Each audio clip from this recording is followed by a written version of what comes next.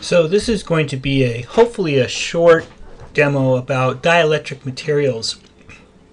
Dielectric materials are basically glass, like a glass shader that is done through mental ray. So I'm going to set up a little scene here. I have a ground plane with a sphere here, and I have two lights. I have a spotlight and an ambient light set at about 0.5 intensity, and I have turned the shadows off on the ambient light. I've kept the shadows on for the spotlight, but for the ambient light I've turned the shadows on. So if we were to do just a little default render here, oops, we don't have the shadows on, so we need to go into the attributes editor for the spotlight, and we can turn on shadows. Let's just use depth map shadows for now. We're probably going to change that a little bit later. And we can also, in our viewport settings, we have these buttons here in our viewport. I'm going to change it to high quality, and that's this little button here, and this button over here I'm going to show shadows. So now if we did a render, we can show the shadows casting from the objects here.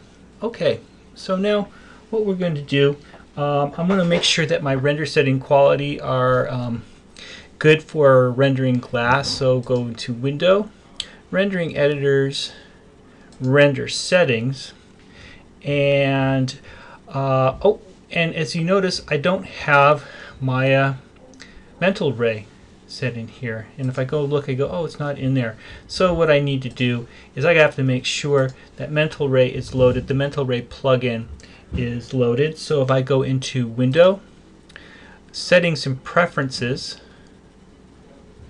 Plugin Manager, and it'll come up here. If you scroll down, there's a mental ray tab, and I want to check Loaded, Auto Load, and then I close it, and now I have mental ray loaded. And go in my render settings, Window, Render Settings.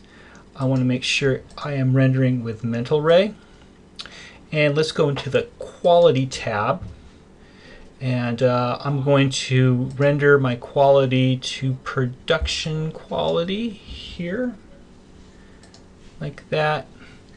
And I think that's about all I can do for now.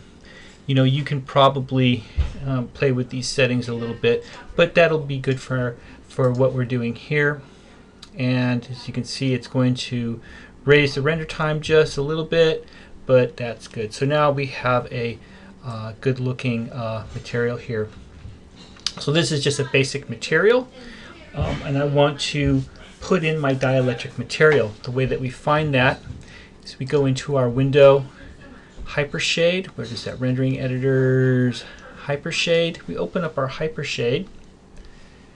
Remember, we have mental ray open, and we go into Materials, and let's find that dielectric. There it is. And I'm just going to double click, and I've opened up a dielectric material in our Hypershade, and I'm going to assign that material to our object here. So I can do it a couple ways. I can right click and assign existing material, which is that, or I can also click it and just drag it, middle mouse drag it onto the material. So now the material is on the object right now. So let's minimize that, and let's do a little render. I'm going to get in a little bit closer here, and let's just see what that looks like. And there we go.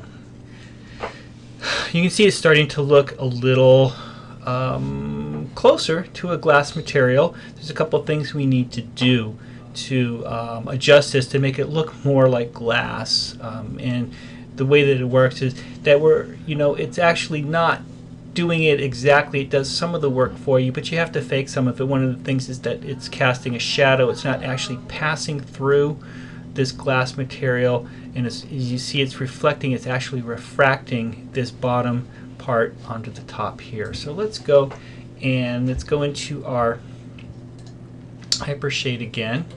Let's click on the materials, double click. Let's bring up our attributes editor. And the couple things I want to do, I have the dielectric material in the attributes editor, and we can now adjust the color. So it'll bring up this color tab here, and let's give it a you know, like a blue or a green looking color here, something like that. Let's minimize this. I don't have a lot of room here. And the other thing we want to do is we want to click this Phong coefficient. We want to make that 100 and ignore normals. Basically what the Phong coefficient is the specular highlight, and we're controlling that specular highlight to make it look like a shiny smooth surface of glass. So we can look at that and let's just see what that renders like. And it takes a little bit of while. Oh, so okay, there we go. So this is looking okay. We're seeing kind of something from we're getting a lot of black here. Let's see if we can do something a little different. Let's see if we can kind of up that a little bit there.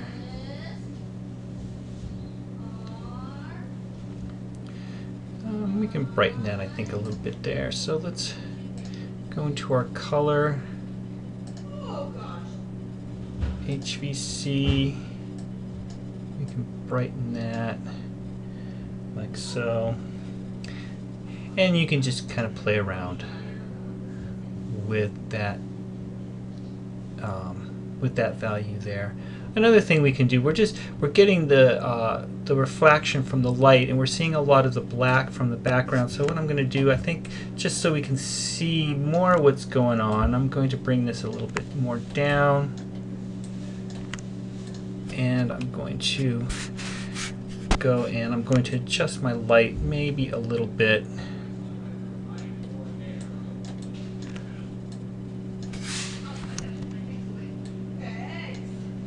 So, and let's go in a little bit closer. And let's see what that looks like. This might be a little better. Yeah. So you're starting to see, you're starting to get a kind of a transparent reflective material there. So now there's a couple more things that we can do to make this even look more more convincing. And let's see, what we need to do is let's go into, we want to add so a dielectric material kind of coefficient to this, a photon shader coefficient. And what a photon shader coefficient is, that actually will make the light go through using caustics. So let's go into the Hypershade.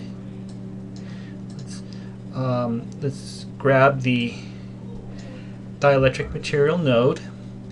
Let's go to input output. You can do it a couple ways: graph, input output connections, or you can also do this little button here. And we're going to select this input dielectric materials input output node here and open up its attribute editor like that. And we're going to go down here to, I think it's mental ray. Where is that? We have to find this now. Mental ray. Let's see if I can find this now. Sometimes it takes me, there we go. It's the material shader. It's the photon shader here. And there's actually one already by default assigned to it. So I'm going to right click over it and I'm going to break connections. So I've basically gotten rid of the default photon shader. But then I'm going to go and I'm going to add another one. going to go into here and go into the photonic material, and I'm going to put in the dielectric material photon. There we go. And so now we have a new photon shader there. And let's just see if this does anything. This might not show any results yet. In fact, I doubt it will. But no, we can't see anything yet. So there's a couple more things that we have to do. And we have to go into the render settings. And with the features, in the features quality, I'm going to go down and we want to go, oh, the other thing that we want to make sure that we want to do, well, let's do this one first. Let's go features. We want to make sure that caustics and secondary features is checked. You can also do final gathering and global illumination. That's going to add a lot of render time right now. It'll show very subtle results right now. I'm going to turn that off. I'll go back and turn that on a little bit later. So let's turn that on, and then we also want to go into our light, our spotlight that is casting the shadow. I want to select that, and let's go into that attributes editor, and I'm going to, for shadows, right now it's using depth map shadows. Let's use ray trace shadows, and scroll down to mental ray. In the caustics and illumination, global illumination, we want to hit emit photons. And now if we were to go and look at this, this is going to take a little while. And of course it's going to, there we go. And now we have a photon emitted, and we can get a little closer now onto that. And let's just see if we can play with those a little bit more.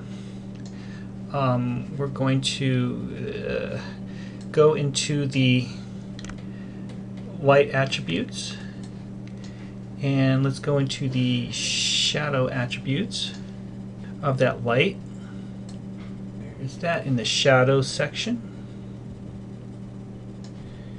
In the shadow color, we can go and we can give it that shadow color, but I'm going to bring it down a bit. I'm going to make it a little bit darker. And now if we go and do a render,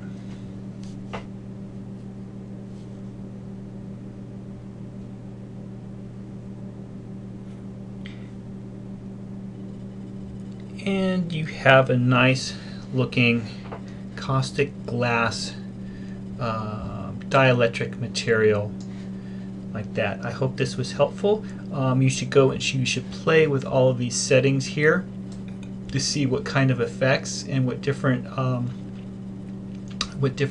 effects you can get with the lighting. You can play with the light radius, for example, and you can get different effects like that. That actually, I think the light radius is what controls the softness of the shadow, the softness of the edges of the shadow, and things like that.